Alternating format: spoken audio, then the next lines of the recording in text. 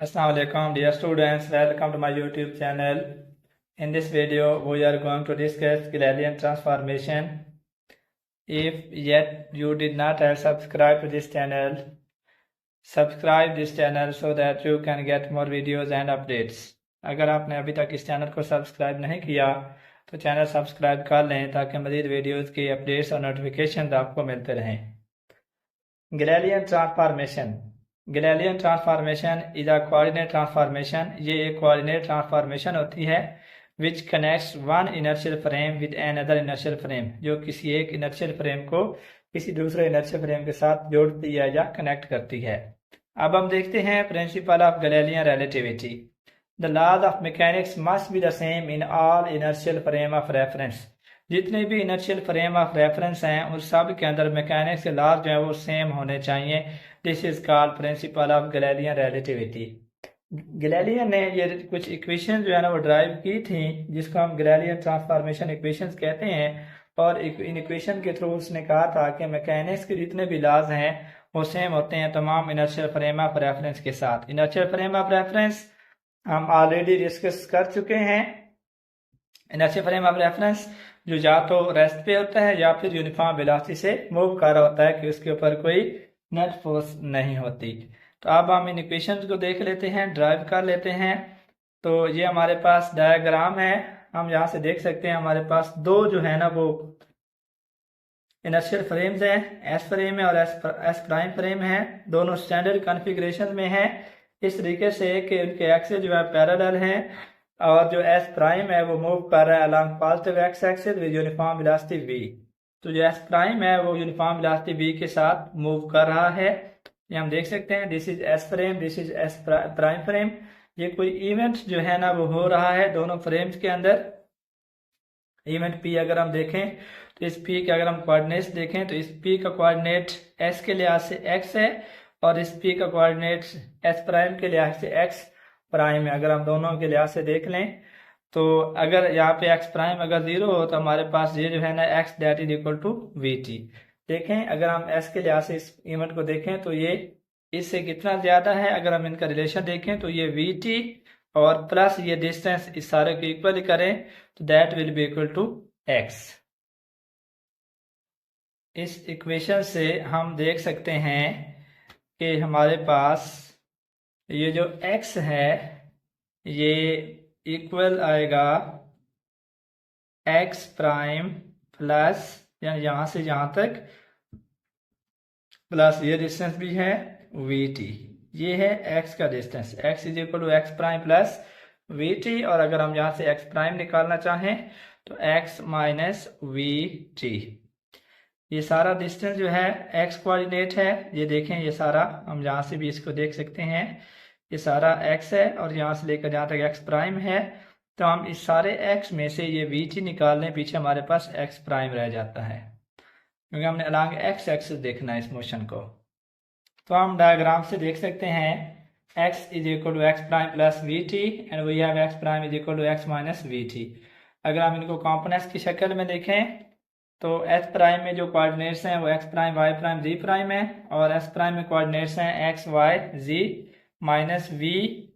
और इसके जो कोऑर्डिनेट्स हैं आगे यहाँ पे जो यहाँ पे भी 0 है इसका। अलॉन्ग एक्स एक्सिस में तो मोशन है भी ना, वाई एक्सिस के अलॉन्ग मोशन है ना जेड एक्सिस के अलॉन्ग मोशन है, लिहाजा यहाँ पे ये 0 आ जाएगा। और यहाँ पे ये टी की हमने जो है ना रिलेशन इक्वेशन के मुताबिक हमने लिख दिया है। ये हमारे पास है ना x माइनस वी टी। अगर हम कॉम्पोनेंट्स की शक्ल में लिखें तो x prime y prime z prime x by z। तो जो वेलोसिटी है वो जस्ट अलॉन्ग x डायरेक्शन में है, तो यहाँ तो हमने v लिख दिया यानी उसका x कंपोनेंट है वेलोसिटी का, लेकिन y कंपोनेंट भी 0 है, z कंपोनेंट भी 0 है। इसी इक्वेशन को हमने यहाँ पे लिखा है।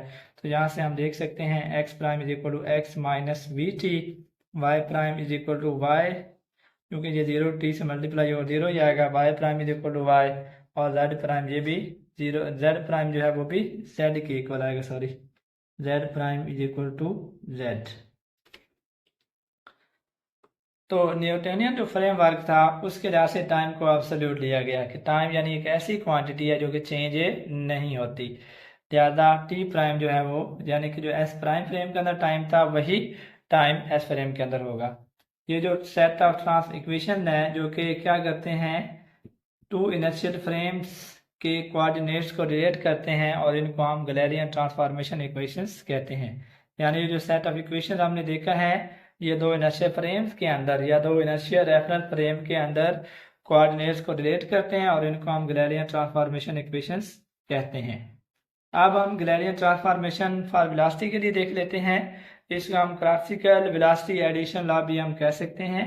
एक्स प्राइम हमारे पास एक्स माइनस वी टी के इक्वल है। हम जानते हैं कि अगर हम डिस्टेंस का टाइम डेरिवेटिव लें तो वेलोसिटी के इक्वल होता है। तो हम चूंकि वेलोसिटी के लिए ट्रांसफॉर्मेशन निकालना चाह रहे हैं तो हम टाइम डेरिवेटिव ले लिए दोनों तरफ, D X prime over D T. यहाँ पर भी ये डेरिवेटिव लिया तो ये D X over D T minus D over D T V T आ जाएगा।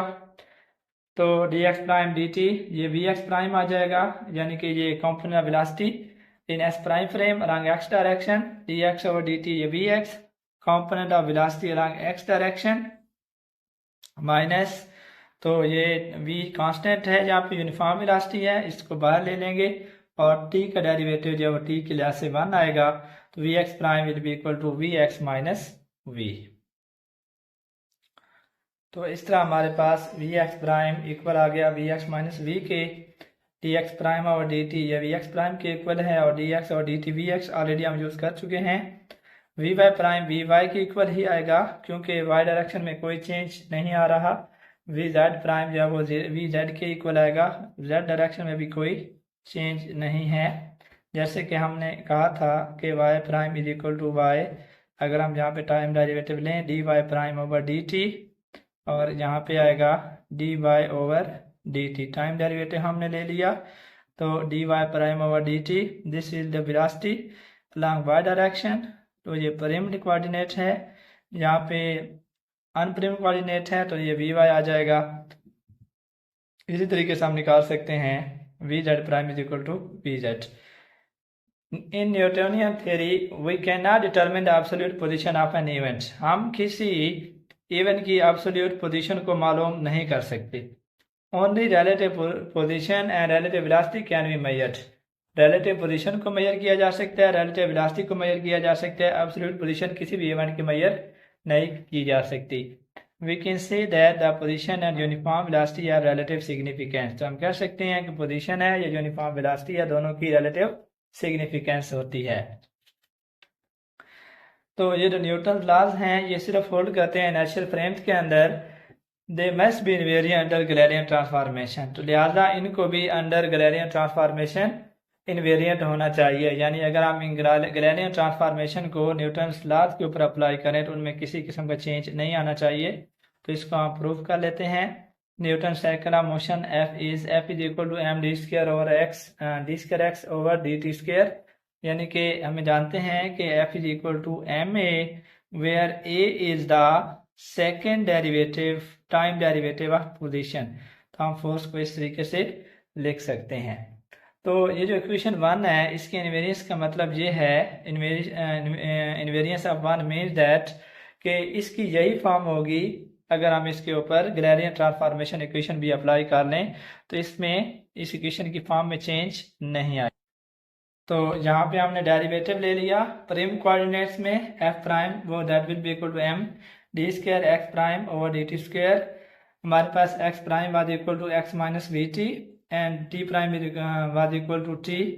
इन इक्वेशन को हमने यूज़ किया, एक्स प्राइम की जगह हमने एक्स माइनस वी टी लिखा और अगर हम फर्स्ट डेरिवेटिव लिया हमने, ये सेकंड डेरिवेटिव है, फर्स्ट डेरिवेटिव हमने अप्लाई किया F prime is equal to M D over D T, तो ये D X over D T आ जाएगा। जहाँ पे डी ओवर जहाँ पे डेरिवेटिव इसका 1 आता है तो यहाँ पे बी रह जाएगा।